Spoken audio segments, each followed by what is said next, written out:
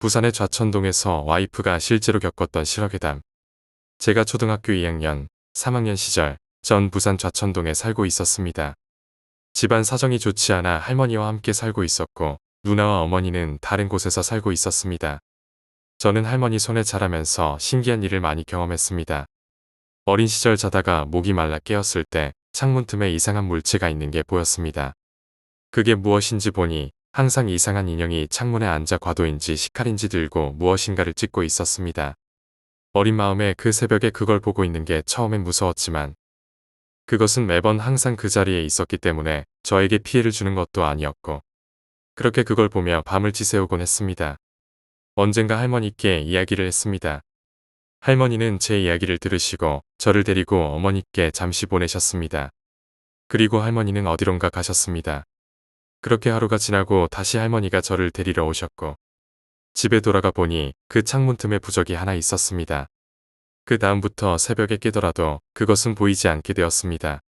나중에 알게 된 사실은 할머니는 그것이 있는 걸 알고 있었고 해를 끼치는 존재는 아니지만 손주 눈에도 보인다는 걸 들으시고는 주변 당집에 가셔서 부적을 하나 써서 그곳에 붙여 놓으셨던 것입니다. 어린 나이에 그런 게 자주 보이면 안 된다 하시면서요. 그리고 저는 할머니 손에 자라면서 할머니에 대한 애정이 많습니다. 할머니는 누나가 있지만 남자인 저에게 많은 사랑을 주신 분이시죠. 제가 4학년 때 드디어 저희 어머니와 누나와 함께 만덕으로 이사를 올 수 있었습니다. 그렇게 한 가족이 함께 살 수 있었죠. 그때 저는 지금의 와이프를 만났습니다. 하지만 그때는 와이프네 집이 점집인지도 몰랐습니다. 아이들의 마음이 다 그렇죠. 그냥 그렇게 살다가 한때 갑자기 이 친구가 말을 합니다. 할머니 자주 찾아뵈라고. 그 친구가 많이 못 볼 테니 자주 보시는 게 좋다고 말하길래 보통 이런 말을 들으면 무시하곤 합니다. 그 어린 초등학교 시절에 뭘 알겠습니까? 그저 노는 게 좋을 나이였죠. 그런데 제가 아직도 기억하지 못하는 것 중 하나가 있습니다. 항상 학교를 마치곤 집으로 가는데 어느 순간부터 할머니 집으로 가고 있었습니다. 한때는 학교도 가지 않고 마냥 할머니 집에 박혀서 할머니와 함께 있기도 했습니다. 물론 저는 그때 기억이 나지 않습니다. 어머니는 항상 왜 그러냐고 이야기하시며 퇴근 후 저를 데리러 오셨습니다. 그렇게 한 달 뒤 할머니는 돌아가셨습니다. 그때 저는 누군가 돌아가셔서 장례식에 처음 갔습니다. 그게 할머니라는 걸 알고 하루 종일 울었습니다. 울다가 지쳐 쓰러져 자곤 꿈을 꾸게 되었습니다. 꿈에서 할머니가 우시면서 저를 쓰다듬어 주시곤 할미가 지켜줄게 걱정 말라고 말씀하셨습니다. 그리곤 저는 잠에서 깨어났습니다. 3일장이 끝나고 다시 학교로 돌아갔습니다. 학교로 돌아가니 지금의 제 와이프가 저를 보며 인사를 했습니다. 그 아이가 정신이 나갔나 싶어 왜 나한테 인사를 하냐고 물었습니다. 그런데 그 친구가 니는 진짜 좋은 할머니를 두셨다. 닌 잘해라고 말했습니다. 그때는 물론 이 애가 정신이 나갔구나 싶었죠. 그 후에 일어날 일들을 전혀 예상하지 못했지만 말이죠. 이후 저는 조금씩 이상한 것들이 보이기 시작했습니다. 당시 제가 살던 아파트 10층에 살았고 알고 보니 그 친구는 8층에 살고 있었습니다. 그 당시 우리 집 뒤쪽엔 조그만 폭포가 있었습니다. 비가 오면 폭포 소리가 처자자자 이렇게 들렸습니다. 그럴 때마다 한 번씩 그 폭포를 보게 되면 물이 내려가는 곳에 무엇인가 검은 것이 서 있는 걸 보게 되었습니다. 어릴 땐 그게 무엇인지 몰랐고 계속 보고 있었습니다. 하지만 그것을 보게 되면 점점 형태가 사람 형태로 바뀌는 걸 보았고 그럴수록 점점 더 무서워졌습니다. 전 그 무서움에 눈을 돌리려고 몸을 돌리는데 몸이 돌아가지 않는 것을 느끼고 재빨리 그것을 보지 않기 위해 눈을 감았습니다. 얼마가 지났을까 몸이 풀리는 느낌과 함께 끝났나 싶어 눈을 떴습니다. 그런데 베란다 밖 창문 앞에 그것이 눈을 시퍼렇게 뜨고 있었습니다. 눈이 마주치자마자 그것이 엄청 웃으면서 창문을 두드렸습니다. 겁에 질려 이불을 뒤집어 쓰고 몸을 떨고 있었죠. 하지만 그것은 밖에서 들어오지 못하는 듯 계속 문을 열어 하곤 계속 두드렸습니다. 전 그대로 떨다가 잠이 들었고 다음날 아침 어머니가 저를 깨우시는 소리에 일어났습니다. 그것이 꿈인가 싶어 꿈이구나 하며 넘어가고 학교로 가는 엘리베이터를 탔습니다. 8층 그 친구가 타더군요. 그 친구는 저를 보자마자 갑자기 인상을 찌푸리며 저를 엘리베이터에서 끌어내렸습니다. 제가 이상한 마음에 왜 나를 갑자기 끌어당기냐고 묻자 그 친구가 말했습니다. 네 어제 무슨 일 있었는데? 네 이상한 데 갔었나? 물론 전 이상한 곳 가지도 않았고 그런 곳은 안 간다고 말했습니다. 그리곤 그 친구가 자기 집으로 저를 끌고 갔습니다. 전 이 친구가 미쳤나 싶었죠. 아무리 초등학생이라지만 자기 집으로 남자애를 끌고 가다니요. 그렇게 친구의 집에 들어가니 친구의 부모님이 문 앞에서 소란스러운 걸 보고 저를 집 안으로 데리고 갔습니다. 그 친구의 부모님은 저를 거실에 앉히시고 어제 네가 뭘 보았냐? 고 물으셨습니다. 저는 딱히 본 것이 없다며 그냥 꿈을 꾸었고 이상한 것들이 보여서 보지 않으려고 눈을 감았다고 말했습니다. 그제서야 그 친구 어머님이 하시는 말씀이 아까 밖에서 둘이 싸우는 소리가 들려 밖을 보았을 때 내 뒤에 검은색으로 뒤덮인 여자가 널 보며 엄청 화가 나 있더라고. 그 말을 들으시곤 그냥 저를 집으로 끌고 오셨다고 했습니다.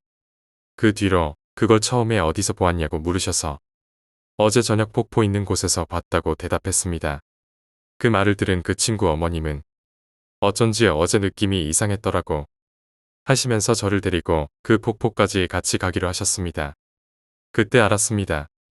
그 친구 어머님이 무당이시고 지금의 와이프가 귀신을 볼 수 있다는 사실을요. 그렇게 저와 그 친구 그리고 그 친구 어머님까지 3명이서 폭포 있는 곳으로 갔습니다.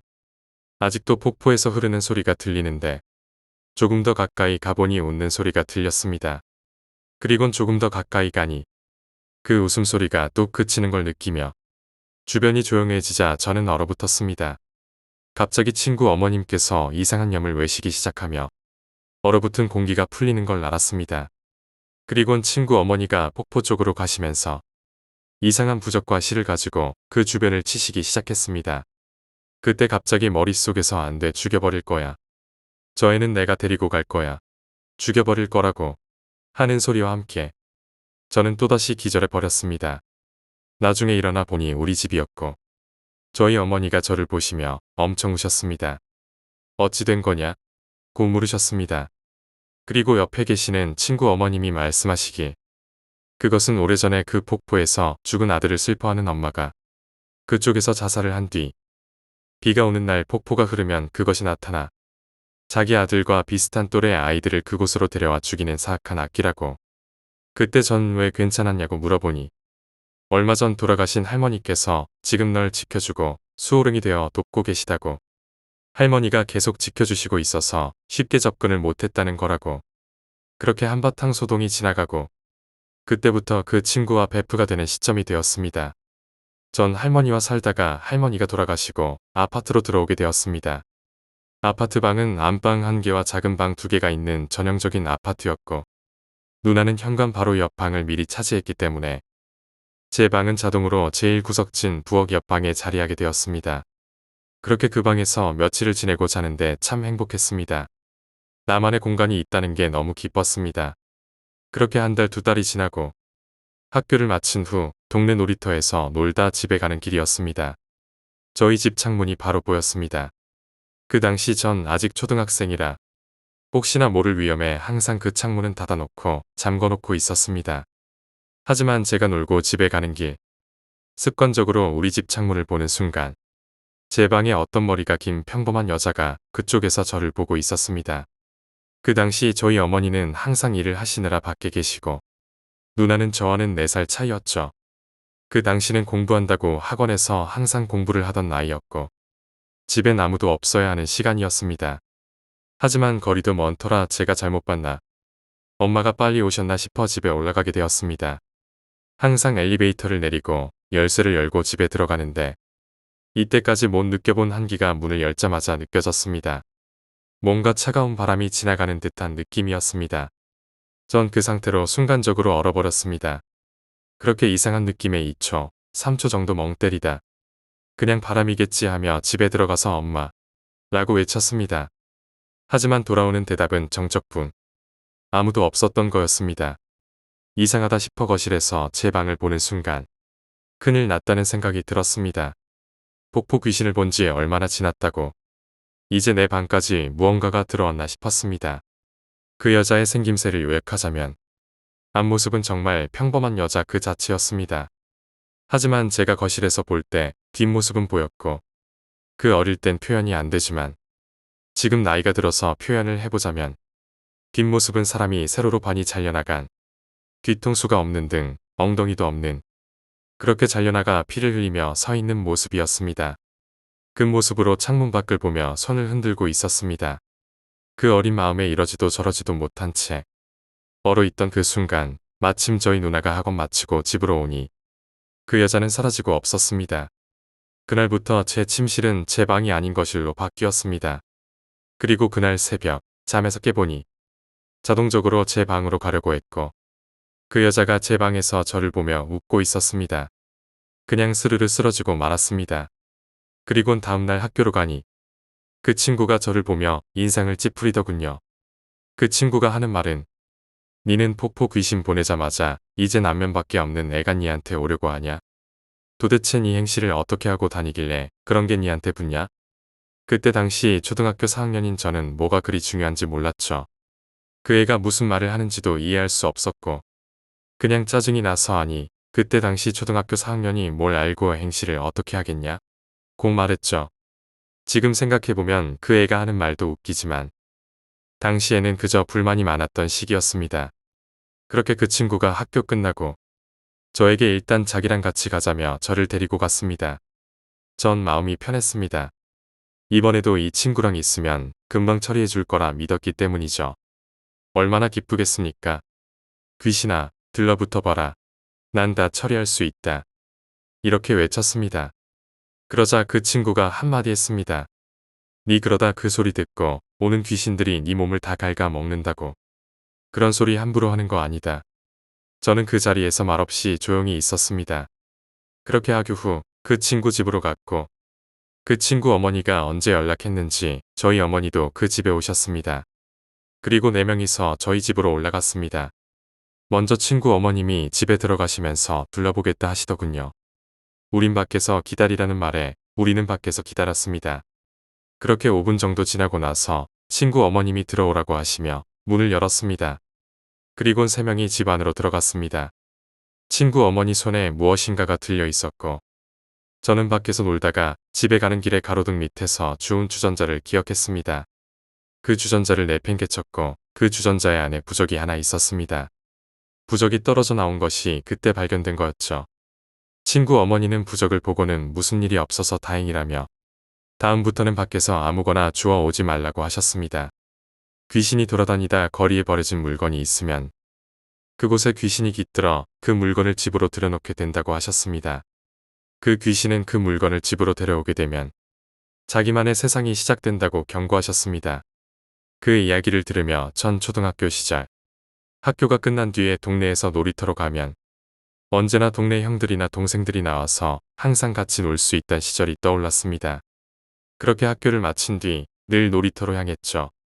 놀이터에는 공중 화장실이 하나 있었지만 그곳은 누구도 사용하지 않는 곳이었습니다. 날이 밝을 때도 그 화장실은 항상 어둡고 전등도 고장이 난 건지 불이 들어오지 않았습니다. 그래서 남자아이들은 근처 풀숲에서 소변을 보곤 했고 여자아이들은 어쩔 수 없이 화장실을 이용해야 했죠. 어떤 날 여자애들이 화장실로 들어가는 걸 보았습니다. 그때 중학생쯤 보이는 여자가 그 화장실로 들어가더군요. 그때 저희는 누나도 화장실이 급했나? 했습니다. 그렇게 여자애들이 화장실로 들어갔고 비명소리가 들렸습니다. 뭐지? 라는 의문과 함께 뛰쳐나온 여자애들. 바지도 못 올리고 나오는 애들. 그때는 잘 몰랐지만 지금 생각하니 그 모습이 참 신기합니다. 여자애들은 무서워서 말하길. 우리는 화장실에서 소변 보고 무서워서 이야기하고 있었는데 아무도 없던 옆칸에서 똑똑 소리가 들렸다고 했습니다. 자기네들은 잘못 들었나 싶어 이야기하는데 다시 또 옆칸에서 똑똑 소리가 들린 거죠. 그 애들이 이상하다고 생각하자 누구세요? 라고 물었고 그리곤 문을 열어 확인하려 했는데 확인해보니 아무도 없었습니다. 그때 교복을 입은 여자가 위에서 옆칸을 보고 웃고 있었다고 합니다. 그 순간 모두 얼어붙고 볼일을 보러 들어간 친구가 옆에 뭐 있냐? 뭐 하냐? 라고 물었고 밖에서 기다리던 친구가 다급하게 위 보지 말고 그냥 당장 뛰쳐나오라고 했습니다. 그러나 호기심이 많던 친구는 쉽게 그걸 외면할 수 없었고 그렇게 위를 쳐다보았다고 합니다. 그 여자를 보고 비명을 지르며 뛰쳐나왔고 그렇게 한바탕 소동이 일어났습니다. 각자 집으로 뿔뿔이 가고 있을 때 저는 혹시나 해서 뒤를 돌아 화장실을 보게 되었습니다. 그때 그 여자가 다시 보였고 그 여자의 얼굴은 피멍과 피에 떡져 있었으며 입술은 다 뭉개져서 피가 흘러내리고 다리 사이에도 피가 흐르고 있었습니다. 그 모습은 정말 슬프게 울고 있었습니다.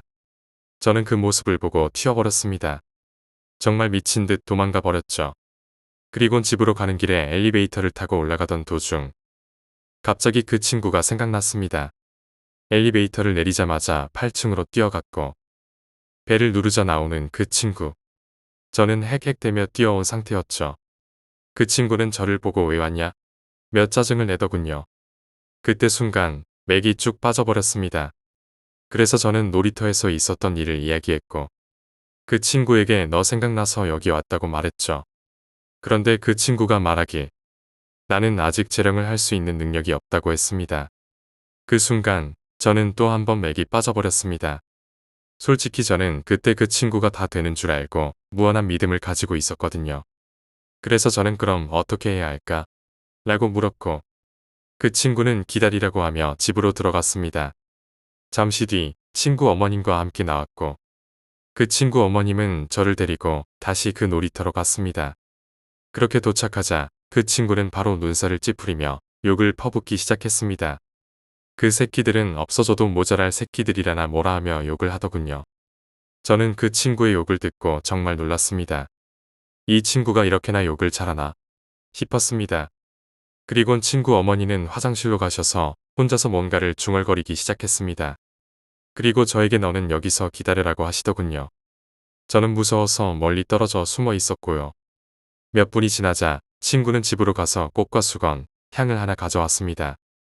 그 친구 어머님은 계속 그곳에서 뭔가를 중얼거리며 향을 피우고 꽃과 함께 그 자리에 놓기 시작했습니다. 그리고 수건 같은 것으로 이리저리 닦는 제스처를 취하면서 울고 계셨습니다. 약 10분 정도 지나자 친구 어머님이 다 됐다. 이제 돌아가자라고 하셨습니다. 그리곤 우리 3명은 집으로 돌아갔고 나중에 그 친구에게 물어보니 그 친구는 같이 동네에서 지내던 친구들이 놀고 있을 때 그곳에서 지나가던 어른이 그들을 덮쳐버린 거였다고 했습니다. 다른 친구들은 도망쳤지만 그 친구만은 도망치지 못하고 반항을 하다 성폭행을 당한 뒤 그 충격으로 그 화장실에서 죽고 만 거라고 했습니다. 그래서 그 친구는 그 자리에 가자마자 욕을 한 것이라고 하더군요. 그 후의 이야기도 여전히 초등학교 시절에 일어난 일입니다. 당시 저는 학교 끝난 뒤 항상 친구와 함께 놀고 있었고 그 친구도 마찬가지로 저와 함께 게임을 하곤 했습니다. 어느 날 술래 2명과 도망치는 인원 6명 정도가 지하에 숨으면서 술래를 피하는 방식으로 놀이가 시작되었습니다.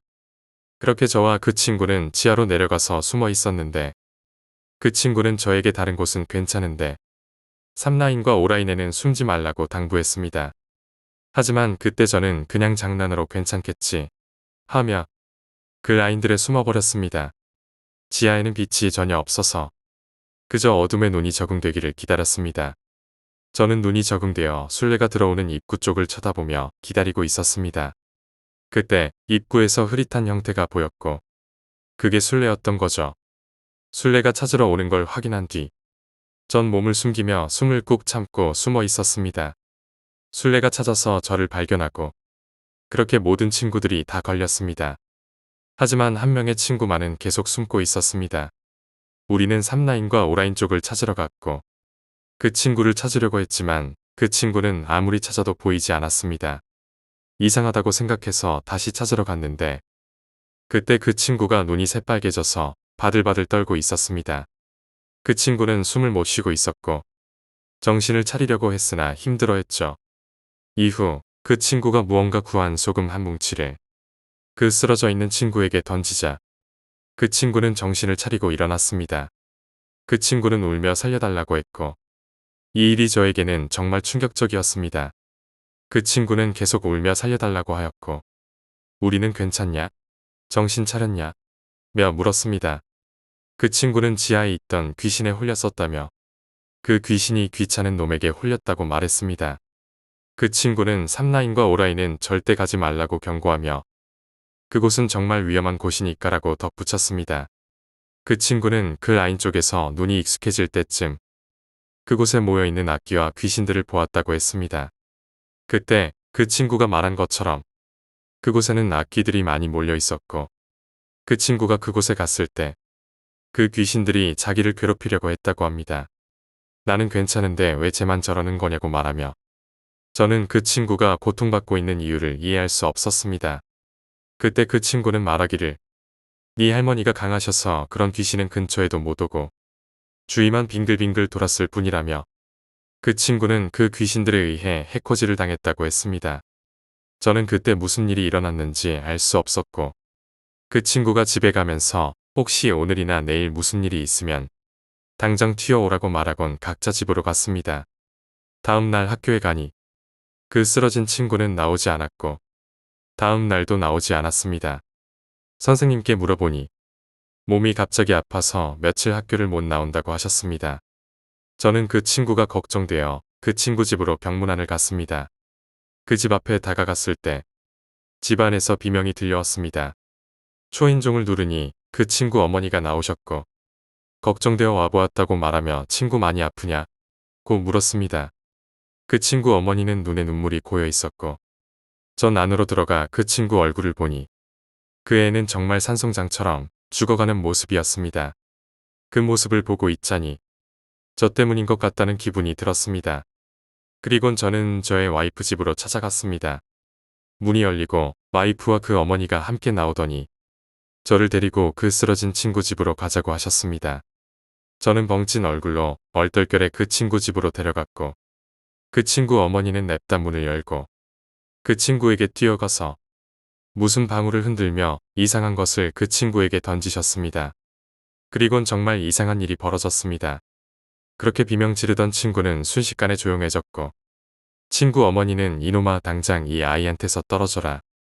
애가 무슨 잘못이 있길래 아이한테까지 붙어서 괴롭히느냐 라고 말씀하셨습니다. 그때 전 온몸이 다 떨리며 친구 어머님의 강한 기운에 압도당했습니다. 그렇게 친구 어머니가 계속 소리치고 방울을 흔들며 30분 정도가 지났을까요. 그 친구 어머니께서 이제 됐다. 돌아가자고 하시며 우리는 다시 집으로 돌아갔습니다. 나중에 알고 보니 그 지하에서 우리 할머니라는 수호령 때문에 겁을 먹은 귀신들 중에 강력한 놈이 화가 나서 이 아이라도 괴롭히려고 붙은 거라고 했습니다. 그때 그 귀신이 만족한 듯 미련 없이 떠나갔다는 이야기를 들었습니다. 그 뒤로는 지하문을 막아 놓았고 그 친구도 회복되어 학교로 돌아왔습니다. 그 친구와 저 그리고 그 친구는 서로 베프가 되어 함께 다니게 되었습니다. 드디어 초등학교 5학년이 되었습니다. 그때 당시 전 백산초등학교를 다니고 있었고 학교 뒤편은 정말 으스스한 곳이었습니다. 뒷문 쪽은 철창처럼 항상 막혀 있었습니다. 저와 와이구는 학교 끝난 후 항상 그곳을 아지트 삼아 다녔습니다. 그곳을 점령하고 우리는 또 다른 놀이를 시작했죠. 어느 날 정영이 와이군을 보면 이는 그렇게 귀신에 대어놓고 아직 정신 못 차리냐? 고 하며 함 뒤져봐야 정신 차리겠냐? 고 화를 냈습니다. 저는 그 말에 깜짝 놀랐습니다. 정영은 자기 지갑에서 부적을 하나 꺼내 와이군에게 주며 너희들 아지트 만드는 건 좋은데 괜히 버려지고 이상한 물건 주워서 넣어놓지 말고 이상한 입구에서 몇 초 정도 있다가 느낌이 이상하면 절대로 들어가지 말라고 조언했습니다. 전에도 말했지만 저와 와이군은 말 안 듣고 또 다른 아지트를 만들어가며 주변을 탐색하기 시작했습니다. 그러다 철창문을 발견하게 되었고 그곳은 자물쇠가 크고 한 번도 본 적이 없는 곳이었습니다. 그 철창문은 자물쇠가 아주 크고 어딘지 모를 위험한 장소처럼 느껴졌습니다. 그곳으로 다가가면서도 저와 와이군은 멈추지 않았습니다. 궁금한 마음에 그 문을 계속 바라보았고 어느 순간 그 문 뒤에서 살려주세요, 도와주세요라는 소리가 들렸습니다. 그 소리는 한두 명이 아닌 최소 4명, 많게는 10명쯤 되는 사람들의 소리 같았습니다. 저와 와이군은 얼어붙은 채로 그 자리에 서서 거기 누구 계세요? 라고 말하며 철창을 잡았습니다. 그 순간 철창 안에서 무수히 많은 손과 얼굴이 튀어나오며 왔다. 내가 잡았어. 저 녀석 끌고 가자. 빨리 가자. 이런 소리들이 들렸습니다. 우리는 발버둥을 쳤습니다. 살려달라. 며 소리쳤지만 주인은 정말 조용했습니다. 그렇게 미쳐서 소리쳤을 때 Y군의 주머니에서 정양이 준 부적이 보였습니다. Y군은 그 부적을 빠르게 손에 들고 철문에 붙였습니다. 그 순간 미칠 듯한 비명소리와 함께 그 소동이 끝나버렸습니다. 우리는 놀라기도 했고 당장 정양 집으로 찾아가 정양에게 물어보았습니다. 정양은 시크하게 안 죽고 나왔네 라고 말하며 그저 우리가 그 철문을 열었다면 더 미쳐서 그 문까지 갔을 것이라고 했습니다. 그 후 정양은 그 철문에 대해 이렇게 말했습니다. 그 문은 이상하다. 다른 곳으로 이어져 있는 것 같아. 가면 위험한 곳인데 너희가 가서는 안 됐어. 저와 Y군은 그때 아지트가 좋다고 그 철문을 왔다 갔다 했었죠. 그 뒤로는 아지트가 필요 없다고 느끼게 되었습니다. 그 아지트는 이제 동네 오락실로 바뀌었습니다. 오락실은 그린코아 사거리에 있는 꽤 큰 2층 건물의 오락실이었습니다. 그때 유행하던 오락은 철권이었고 우리는 철권에 빠져 열심히 오락기를 두드리며 놀았습니다. 그렇게 한창 철권에 빠져서 열심히 하고 있는데 반대편에서 도전이 오더군요. 저는 그때 너무 미친 듯이 했기 때문에 캐릭터 기술을 다 알고 있어 많은 도전은 쉽게 이길 수 있었습니다. 하지만 그날은 이상하게 모든 게 막히고 반격까지 당하며 무참히 패배를 했습니다. 저는 지고 나서 다시 도전자를 받아야겠다며 계속 100원짜리를 넣고 또 지고 있었습니다. 그렇게 계속 지면서 분한 마음에 반대편에 있는 사람이 너무 궁금해졌습니다. 그래서 또다시 반대편으로 가보니 그곳에는 아무도 없었습니다. 그때는 정말 이상했죠. 오락기 안에 캐릭터가 혼자서 연습하고 있다는 느낌이었어요. 저는 그 상황이 계속 분했지만 며칠 뒤에 다시 오락실로 갔습니다. 그날도 또 도전자가 왔습니다. 좋았어. 다 덤벼봐라. 이렇게 외치며 게임을 시작했습니다. 그런데 이번에도 이상하게 모든 기술이 막히고 다 반격당하며 무참히 패배하게 되었습니다. 그렇게 분한 마음으로 반대편을 돌아가 보니 저보다 한두 살 많은 형이 앉아 게임을 하고 있었습니다. 그 형을 보고 찾았다. 며 기쁨이 생겼습니다. 형, 저에게 가르쳐 주세요. 라고 말했죠. 그 형은 표정이 이상했습니다. 내가 보이는가?